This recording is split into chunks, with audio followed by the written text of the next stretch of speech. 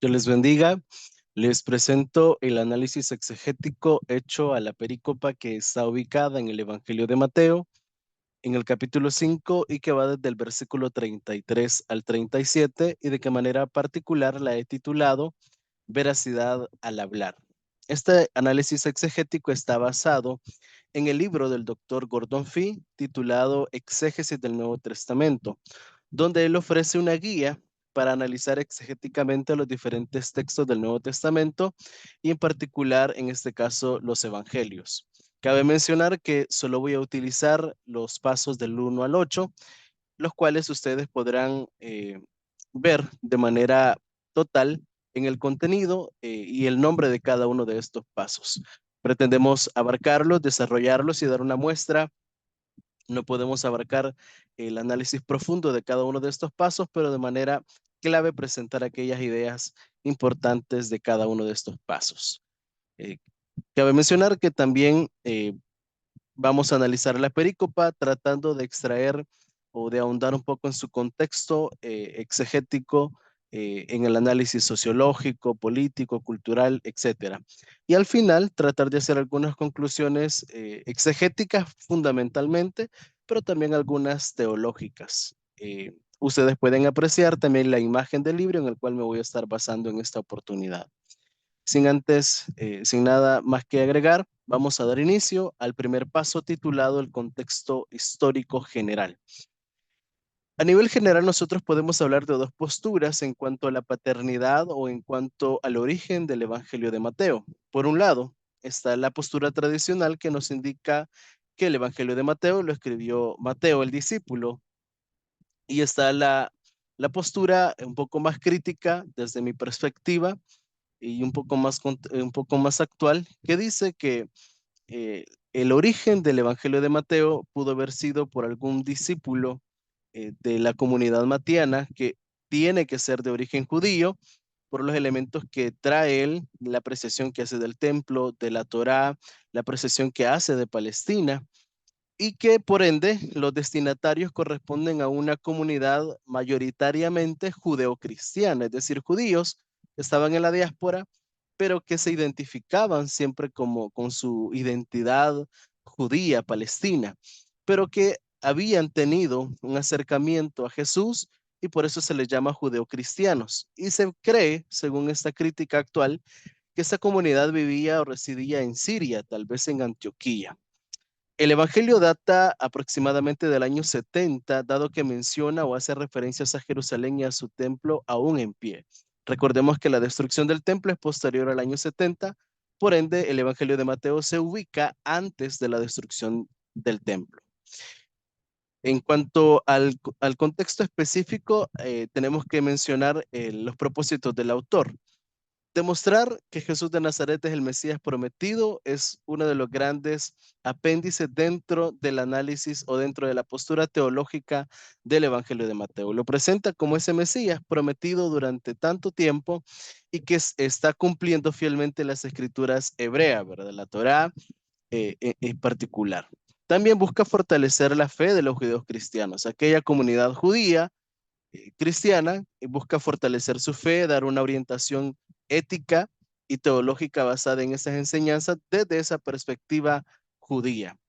Por otro tema, también es presentar a Jesús como el cumplimiento de las profecías mesiánicas. Usted sabe que las profecías mesiánicas están a lo largo del Antiguo Testamento y la postura teológica de Mateo las retoma para irlas ubicando como ese cumplimiento fiel de las escrituras en Cristo Jesús. Además, busca enfatizar la autoridad de Jesús, la ética del reino y la inclusión de los gentiles en el plan redentor. De manera general, estos son los propósitos y los temas principales del Evangelio de Mateo.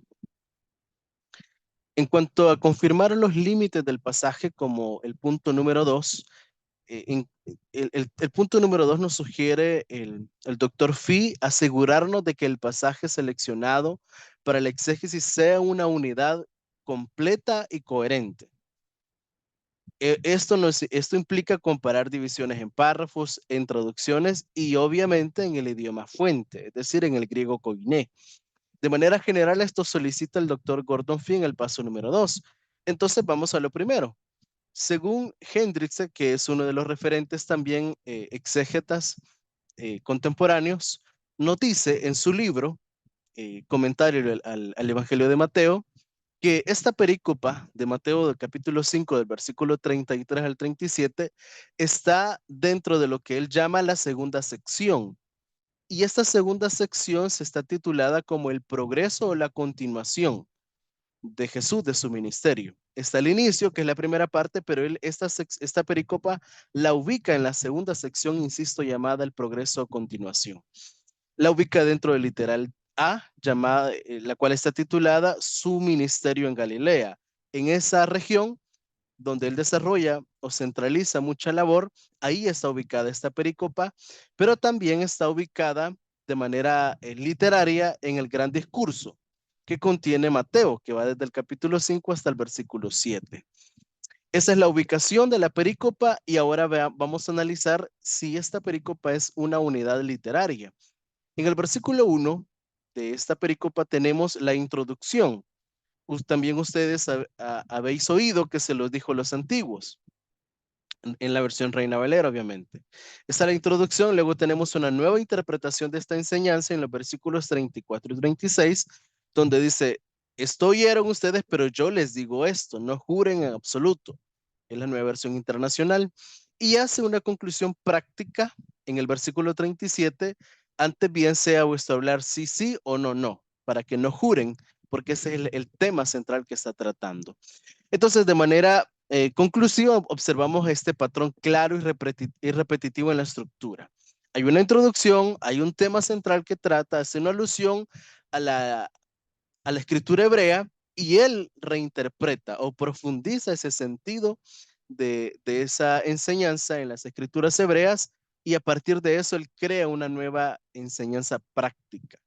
Entonces ahí observamos una unidad literaria porque no irrumpe ninguna con la otra. Bien, observamos o tenemos que ir al idioma fuente, el griego koiné. Para esto nos basamos en la versión griega que presenta Nestlé y Alan, y que es la imagen que ustedes pueden observar a su lado izquierdo, en donde, si usted presta atención, desde el versículo 33, inicia una pericopa, un párrafo, y finaliza en el versículo 37. Antes y después inician otros. Entonces, cuando observamos el idioma fuente, también observamos que hay un solo párrafo como tal. El doctor Gordon Fee nos solicita comparar versiones. También tenemos a un lado la nueva versión internacional y tenemos la versión Biblia de las Américas. He tomado una versión dinámica y una versión literalista y en ambas cabe mencionar, es una unidad literaria, es un solo párrafo. Por lo tanto, podemos resumir que específicamente esta pericopa tiene los límites bien ubicados, desde el versículo 33 hasta el versículo 37. Por otro lado, en el paso número 3, en el establecimiento del texto, el doctor Gordon Fee nos sugiere lo siguiente. Nosotros lo podemos observar en el libro, él nos solicita esto. Establezca, dice, o familiarícese con las notas críticas en las ediciones del Nuevo Testamento, en este caso el de Nestlé y Alan, para aprender a tomar decisiones textuales. Aquí ya nos adentramos al idioma fuente. Entonces, en este caso, vamos a tomar siempre el comentario de Hendrikse, el cual nos dice que esta pericopa va más allá de una simple prohibición de perjurio de los juramentos frívolos. Dice textualmente Hendrikse, el jurar era permitido bajo la ley mosaica y toma textos del Antiguo Testamento, pero Jesús quiere que sus seguidores vayan más allá de la ley y vivan en verdad y honestidad para que no necesiten jurar. Esta es la interpretación basada en el análisis de Hendrikse. Ahora vamos a las notas de crítica textual. Insisto, me estoy basando en la versión griega de Nestlé y Alan, edición 28. Aquí observamos algunas palabras que cuando nosotros observamos en las notas críticas tienen variantes y son las palabras que están entre comillas del idioma griego koiné, que traducidas dice literalmente uno cabello blanco o hacer negro. En el idioma español nosotros no le encontramos sentido, pero es lo que literalmente dice el griego. Claro, al hacer una interpretación o una traducción, hay que ordenarse de acuerdo a la prioridad que da el idioma fuente. Pero esta frase que la ubicamos en el versículo 36 tiene una variante textual y vamos a ahondar un poco más en ello. Cuanto a la importancia de la evaluación exegética para tomar decisiones, observamos, y aquí ya nos vamos a la palabra específica uno solo. Esa palabra que refleja una incapacidad humana tiene variante, pero también la palabra que uno solo de los cabellos también tiene otra variante dentro del idioma griego. Entonces, al observar que nos referimos a variantes, quiere decir que estas palabras han sido traducidas u omitidas en otros manuscritos o en otros textos. Entonces tenemos que tomar una decisión. Si hay algunas versiones del griego que las contienen y otras versiones del griego que las omiten o las traducen de diferente manera, hay que tomar una decisión. Y eso es lo que nos solicita el paso número 3. Y la decisión textual que tomo en lo particular es que las variantes que observamos en los otros manuscritos, yo no las considero como importantes o fundamentales, porque tomo la versión que tiene Nestlé y Alan, porque me parece que su aparato crítico es más preciso y también la familia de textos griegos en las que él basa su traducción son las más confiables. Y cuando me refiero a las más confiables son porque tiene manuscritos de mayor antigüedad y porque la traducción de estos es más difícil, lo cual lo hace más cercano a lo que se pudo haber dicho en el principio. Por lo tanto, esa es la decisión textual que tomamos. En el paso número 4, haga una traducción provisional y nos solicita el doctor Gordon Fee leer el pasaje en el idioma original, en el griego koiné. Y a partir de esa lectura, obviamente, un análisis también implícito, hacer una traducción provisional, pero eso implica un análisis gramatical, un análisis morfológico, sintáctico y semántico de cada una de esas palabras. Entonces, me tomé a la tarea de analizar estas tres grandes ramas, las lenguas, el análisis morfológico, sintáctico y semántico, toda la pericopa, palabra por palabra desde el versículo 33 hasta el versículo 37. Lo que les presento es una muestra de ese análisis en donde tenemos las palabras en la parte superior en el idioma griego, tenemos el análisis morfológico donde aparece qué es conjunción, sustantivo, verbo, artículo, el análisis sintáctico, si es nominativo, genitivo, el análisis semántico, por qué, y luego hacemos una traducción a partir de ese análisis. Este cuadro ejemplifica lo que el doctor Gordon Fee pide en el análisis de toda la perícopa cuando pide leer y analizar. Entonces, hay estos tres análisis que se le pueden hacer al texto bíblico para reconocer la importancia del texto, la importancia de la palabra, en qué posición está en el idioma fuente y a partir de eso hacer una traducción provisional, porque todavía el análisis continúa, pero aquí ya podemos ir sentando bases. Entonces, el análisis estructural y gramatical se analiza en el idioma fuente para poder hacer una traducción provisional. Ok, en el paso número 5, el doctor Gordon Fee solicita lo siguiente. Dice hacer diagramas de flujo de oración, es decir, estructurar el texto de tal manera que se visualice el flujo del argumento y las relaciones gramaticales, pero también hacer diagramas de oración en los cuales podamos analizar e identificar la función gramatical de cada palabra, aunque medianamente ya lo hicimos en el paso número 3 y que en el paso número 4 también traemos cierto bagaje de ese análisis a mención a este paso. Ya no voy a traer todos los elementos holísticos presentados en este paso porque ya los hice anteriormente, pero voy a ejemplificar algunas cosas claves que sí solicita este paso llamado analiza la estructura de las oraciones gramaticalmente y las relaciones sintácticas. Entonces, este paso voy a utilizar el versículo 33, ubico cómo está en el idioma fuente, que se traduce de nuevo habéis oído que se dijo a los antiguos. Esta es una versión Reina Valera. Si no cumplirás, sino que cumplirás los juramentos al Señor. Este es el versículo 33. Podemos observar en estos pasos porque nos pide ese análisis gramatical y sintáctico. De manera sintáctica, ¿qué podemos analizar? Primero que Jesús hace una introducción a una cita de la ley mosaica. Segundo, hay dos mandamientos, no perjurarás y cumplirás tus mandamientos al Señor.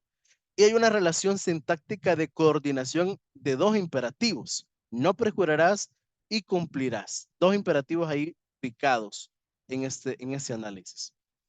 De manera conclusiva, podemos analizar que la estructura gramatical y las relaciones sintácticas de la perícopa de Mateo revelan un contraste claro en las enseñanzas del Antiguo Testamento y la nueva introducción de Jesús.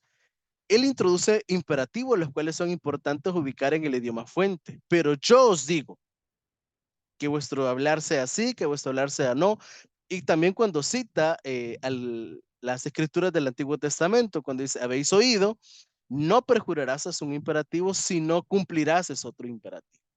Entonces, hay que ubicar esos elementos y esto destaca la prohibición. Esto es lo que Jesús está diciendo, la prohibición de los juramentos y hace un llamado. Cuando nosotros analizamos sintácticamente el texto, observamos que Jesús está haciendo un llamado a una comunicación simple que señala la integridad personal y la dependencia de Dios. No irnos al recurso de los juramentos, sino que el sí sea sí, que el no sea no, tal cual dice la pericopa.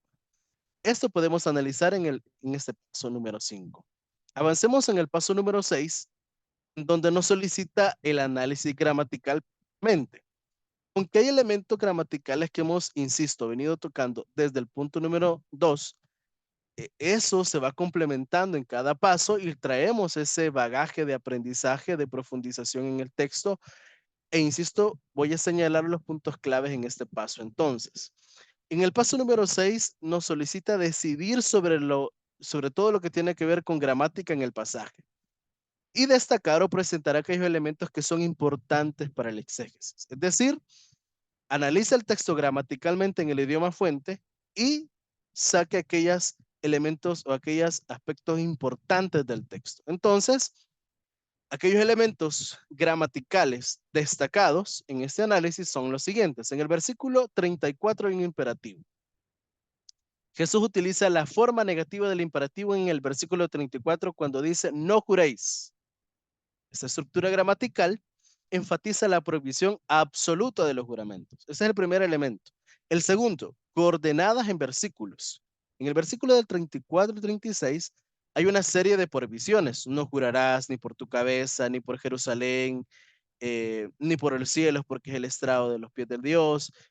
Todas estas son prohibiciones, son coordenadas mediante la conjunción ni, indicando que la relación de igualdad entre ellas. Es decir, está destacando aquellos elementos, ni el cielo, ni tu cabeza, ni Jerusalén. Son tres elementos que están coordinados. En el versículo, como elemento número 3, hay partículas enfáticas, que también me parece elementos gramaticales a destacar. En el versículo 37, Jesús utiliza las partículas navi, navi. Sí, sí, sí, no, no. Para enfatizar la importancia de hablar con la simple veracidad. Para mí estos tres elementos son los más importantes gramaticalmente dentro del análisis. Pero también hay que ser honestos en cuanto a analizar las gramáticas, también nos pide ahondar en el aparato crítico. En este caso, insisto, me estoy basando en la versión griega de Nestlé y Alan, y yo he señalado con color eh, a dónde están las variantes. Hay variantes en el versículo 36, en el versículo 37, y las ubicamos en el aparato crítico, que es la parte inferior, donde vemos un párrafo de símbolos, luego de los versículos del texto bíblico. Entonces la variante textual en el versículo 33, la presencia o ausencia, porque hay algunos manuscritos que ya mencioné anteriormente, las ubican y otros no, lo que se traduce como cabeza en el español. eh, en el versículo 36 es una variante textual, es decir, está en algunos manuscritos y en otros no. Esto no afecta, o sea, no tiene mayor implicación en el texto bíblico, ni en la comprensión teológica. Pero al analizarlo gramaticalmente, nosotros observamos esos matices. Y claro que puede influir en la interpretación, aunque no de manera fundamental o trascendental, pero sí tiene cierta implicación. Eh, porque se está haciendo un juramento sobre alguna parte del cuerpo, que para el judío, dicho sea de paso, ejemplificaba la vida, ¿verdad? Y también era un símbolo del honor. Entonces, estos elementos gramaticales se pueden observar al profundizar en este paso número 6. Por último, penúltimo, el paso número 7, analice las palabras importantes. Acá estamos haciendo un preámbulo al ensayo que el doctor Gordon Fee solicita en su libro y ya nos permite, nos solicita ubicar aquellas palabras trascendentales importantes dentro del texto analizado, en este caso la perícopa del 33 al 37 de Mateo 5. Entonces, él solicita ubicar las palabras, las frases claves y que lo que no sea tan obvio para que esto quede analizado en el estudio. Entonces, vamos a analizar, o yo presento el análisis de la palabra juramento, homosai, en el griego. La palabra griega homosai implica el compromiso solemne y una garantía de verdad. Esto es lo que significa en el idioma griego. Otra palabra importante, el cielo, la tierra y Jerusalén, eh, que están en el texto bíblico y por la propia cabeza. Estos representan la autoridad divina y la importancia de cumplir promesas hechas en su esencia. Entonces, estos elementos son los que Jesús pide, no juren por estos elementos, porque tienen un nivel de importancia para Dios y también un nivel de honor. Estas palabras a mí me parecen claves en el análisis del texto, pero si profundizamos, la palabra juramento y las aseveraciones de Jesús de decir, diga sí, sí o no, no, que es lo que él reduce de manera práctica la interpretación de la ley, Jesús está exhortando a sus seguidores a hablar con esa claridad y honestidad al traducirlo de manera simple en estas dos palabras.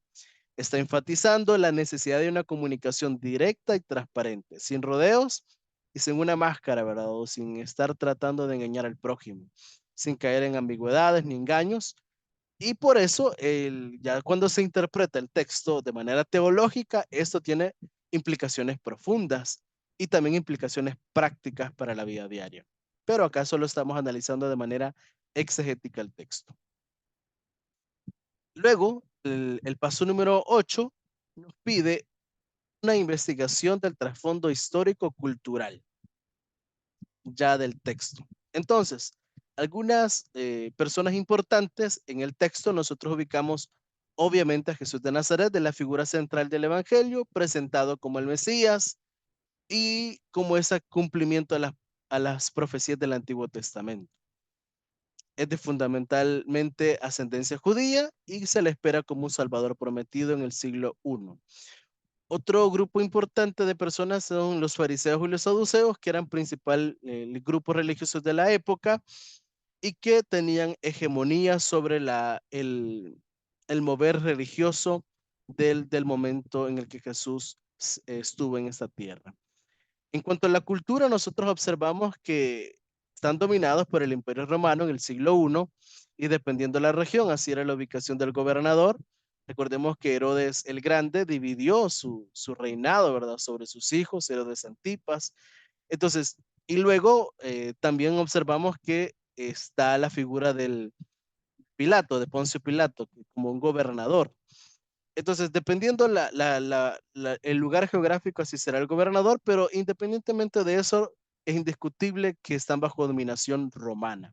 Pero que hay una fuerte influencia de cultura helenística. El helenismo griego estaba permeando toda la cultura en este entonces, y dicho sea de paso, hasta la actualidad. Eso derivado de las conquistas de Alejandro Magno y tenía implicaciones en la lengua, en la cultura y también en la religión y fundamentalmente en la filosofía. Si vemos algunos elementos importantes o lugares importantes, tenemos que reconocer dentro de Palestina el templo y el Sanedrín. Aunque hemos hablado de que la dominación era romana y la influencia cultural era helenística, al nosotros ubicar el templo, tenemos que decir que era el centro de religión judía, donde todas las prácticas tenían ese único destino. También tenemos que ubicar que el Sanedrí era el grupo religioso dominante de la época, el que tenía las riendas del poder religioso de la época. En cuanto a la estructura social, tenemos que mencionar que la sociedad de Palestina era jerárquicamente patriarcal. Eso no lo podemos negar. Y la mayoría de población vivía en aldeas y se dedicaba a la agricultura, al pastoreo y a los grandes terratenientes y la aristocracia, pues eran los que controlaban el flujo económico y el poderío político y económico de la época. Algunos campesinos también se dedicaban a la pesca y a las artesanías y eran los que fundamentalmente sufrían explotación en las altas tasas de impuestos que el Imperio Romano ponía y en la cúspide ascendente o descendente de los cobradores de impuestos, así también ellos tenían un plus que cobraban además de lo que se les solicitaba el imperio.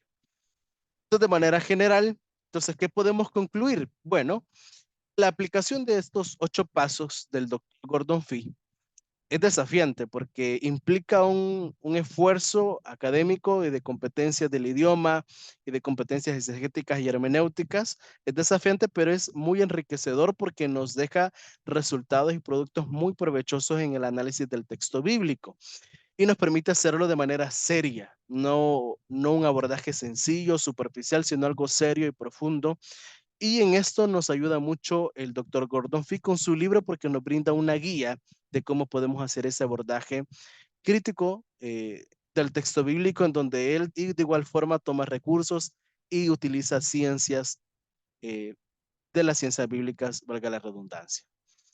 De manera teológica, podemos interpretar que el Señor en este texto está profundizando la ley y le está dando continuidad y cumplimiento a las escrituras hebreas. También refuerza la autoridad y la claridad del mensaje porque promociona una guía práctica y esto Jesús siempre es algo que caracteriza su ministerio, siempre ofrece una guía práctica para la ética de sus seguidores. Y última instancia, los juramentos señala una ética de veracidad absoluta, llamando a sus seguidores a llevar una vida sincera y con transparencia en todas sus comunicaciones.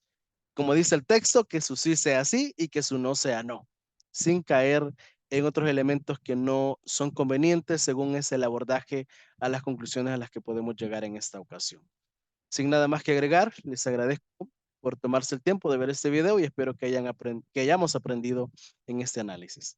Gracias. Feliz noche a todos.